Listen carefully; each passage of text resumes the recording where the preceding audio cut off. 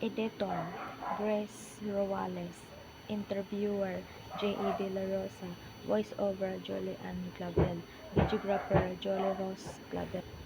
Ito po ang kwento ni Nanay Jen kung bakit hindi siya nakapag-aral. Pakinggan po natin ang kwento niya. Mga dahilan or sa mga dahilan kung bakit hindi ka nakapag-aral ng bata ka. Wala kami pera. Mm-hmm. At ang nanay ko lang naglalabandera lang. Kada ko nag-aasin. Tatlo kami magkakapatid. Namitay ng pangalan. Gusto ko man makapag-aral.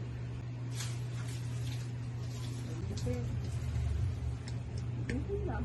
Pero kung tatanungin ka about sa kanilin mo, like, gusto mo yung mga tinutulungan dapat ba nila ilaan yung pera nila sa Ibang tao. Tulong nila sa mga ibang mga hindi nakapag-aral.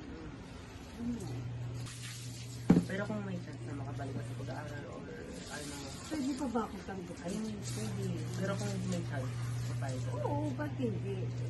Kasi ko man yun, para kahit pa paano, nakakapagsalita, nakakapagbasa. Ganun.